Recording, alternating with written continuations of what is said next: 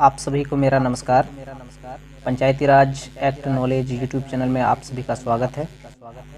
दोस्तों, जैसा हमने पिछला वीडियो में समझा था, पंचायती राज का इतिहास, ये कहां से आया, कब आया, कैसे आया और किस लिए आया। अगर आपने हमारा वो वीडियो नहीं देखे हैं तो हमारे चैनल में विजिट करके पहले उस वीडियो को आप अच्छे से देख सकते हैं और पंचायती राज के इतिहास को समझ सकते हैं। और आज हम लोग बात करने वाले हैं पंचायती राज अधिनियम गठन होने के बाद जो 73वां संविधान का संशोधन हुआ, उसमें क्या क्या संशोधन हुआ, संशोधन क्यों हुआ और कब हुआ, और उस संशोधन में ग्राम सभा या ग्राम पंचायत को कितनी ज़्यादा शक्तियां मिली।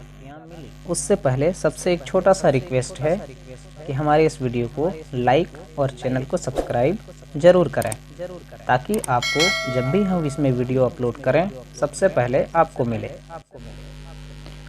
दोस्तों, भारत के संविधान में कहा गया कि सभी नागरिकों को राजनीतिक, सामाजिक और आर्थिक समानता मिलेगी। आज़ादी के बाद इस सपने को पूरा करने के लिए विकास के कई सारे काम शुरू किए गए। देश और राज्य के स्तर पर विकास की कई सारी योजनाएं बनाई गई, कई सारे अभियान चलाए गए, जैसे गरीबी हटाओ अभियान, गरीबी उन्मूलन अभियान आदि। लागू करने के बाद भी अपेक्षित बदलाव नहीं हो पाया। जितना सोच रहा था कि हमारे देश में बदलाव आएगा, उतना नहीं हो पाया। जबकि जिला स्तर पर कलेक्टर और अलग अलग विभागों ने इन योजनाओं को लागू करने की जिम्मेदारी संभाली थी। विकास का काम करने के लिए विकास खंड बनाए गए थे और 3 स्तरों पर पंचायतों ने काम शुरू भी किया था, जैसे कि सबसे पहले केंद्र, फिर राज्य, फिर जिला, फिर प्रखंड, फिर ग्राम पंचायत, फिर ग्राम सभा। पर इन पंचायतों को संविधान के तहत अधिकार नहीं थे। यह पंचायतें सरकारी अफसरों, कर्मचारियों के नीचे काम करती थी। पिछले 63 सालों में आज़ादी के बाद से 60-65 साल तक विकास के कामों में कई चीजें हासिल हुई। आज हम दुनिया के कई देशों की अपेक्षा काफी बेहतर है, लेकिन इसके बावजूद भी अभी हम कई मामले में पीछे हैं।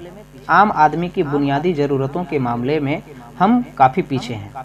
ऐसा नहीं कि सरकार ने इस पर ध्यान नहीं दिया, बल्कि इन योजनाओं के सफल न होने का एक सबसे बड़ा कारण यह था कि विकास के कार्यों में आम लोगों की भागीदारी नहीं रही थी। क्योंकि आजादी के 60-65 साल तक सरकार ने सारी समस्याओं को दूर करने की जिम्मेवारी अपने ऊपर खुद ले ली थी।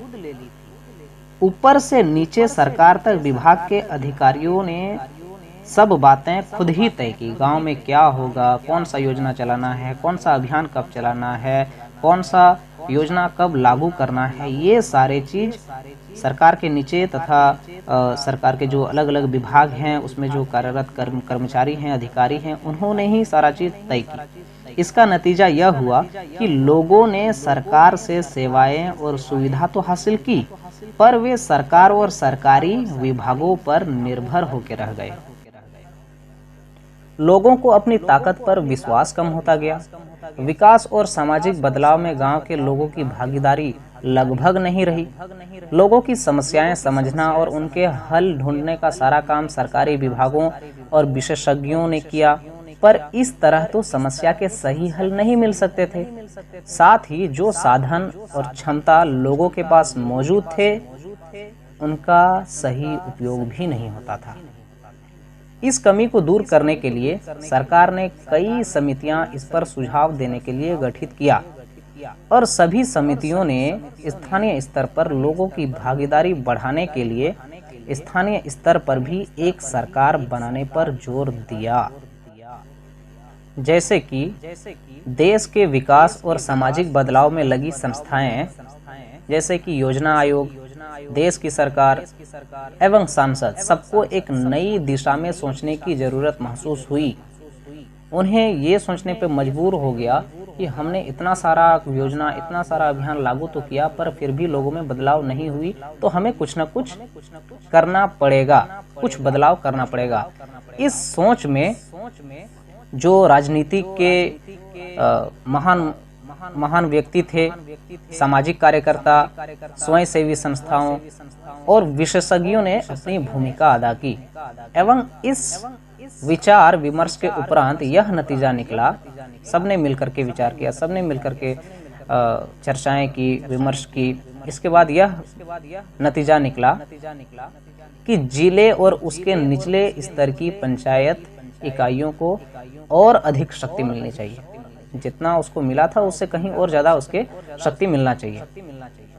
इसी के फलस्वरूप 14 अप्रैल 1993 को 73वां संविधान संशोधन विधेयक लागू हुआ, जो पंचायती राज के आधुनिक इतिहास में अविस्मरणीय थी।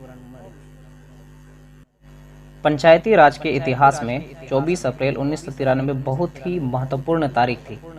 इस दिन संविधान में 73वां संविधान संशोधन कर पंचायत राज को स्थायी कर पहले से अधिक अधिकार देकर जिम्मेवार बनाने का रास्ता साफ किया गया। संविधान में संशोधन करके ये बातें तो पूरे देश में लागू कर दी गई थी। देश तो बहुत बड़ा है, प्रदेशों को अपनी अपनी परिस्थितियों और जरूरतों के अनुसार पंचायतें अपने यहाँ खुद काम कर सके।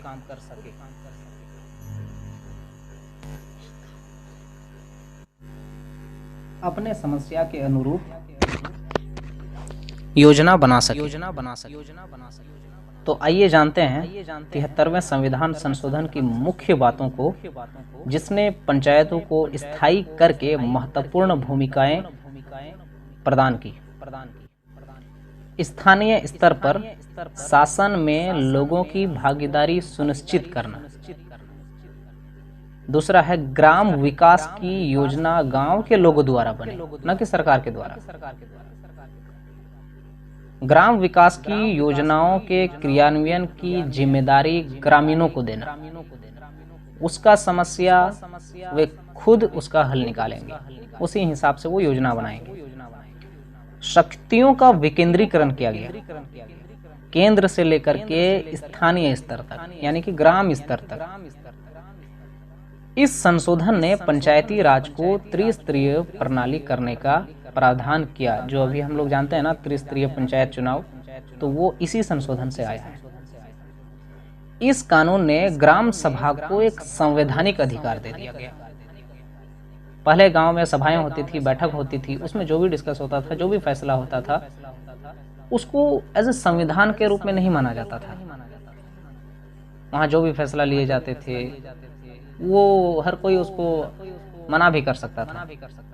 लेकिन इस 73वें संविधान संशोधन विधेयक में ग्राम सभा को संवैधानिक अधिकार दे दिया गया कि अब उसमें जो भी फैसला लिए जाएंगे, कानूनन फैसला लिए जाएंगे, जो भी वहां पे चर्चा करके सर्वसम्मति से निर्णय लिए जाएंगे, उसको पूरा कानूनन माना जाएगा।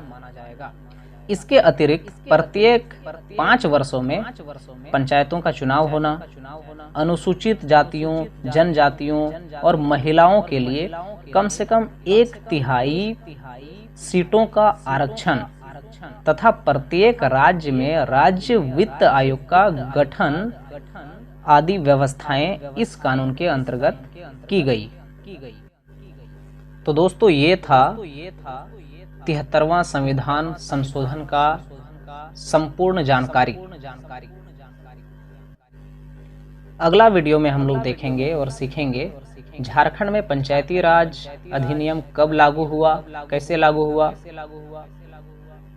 79वां संविधान का संशोधन कब हुआ, क्यों हुआ और किस लिए हुआ। साथ ही साथ भूरिया समिति क्या है एवं पेशा एक्ट क्या है और वो कब लागू हुआ,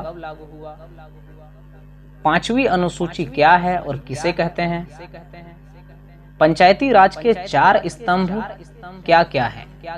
ये हम लोग हमारे आने वाले वीडियो में संपूर्ण डिस्कस करेंगे, चर्चा करेंगे। तो जिन्होंने हमारे चैनल को अभी तक सब्सक्राइब नहीं किया है, उनसे अनुरोध है कि हमारे चैनल को सब्सक्राइब जरूर करें और बेल आइकन को जरूर दबाएं ताकि इसमें जो भी वीडियो अपलोड की जाएगी वो सबसे पहले आपको मिले। और इस वीडियो को लाइक जरूर करें और एक प्यारा सा कमेंट जरूर करें। मिलते हैं हम लोग अगले वीडियो में, तब तक के लिए धन्यवाद। जय हिंद,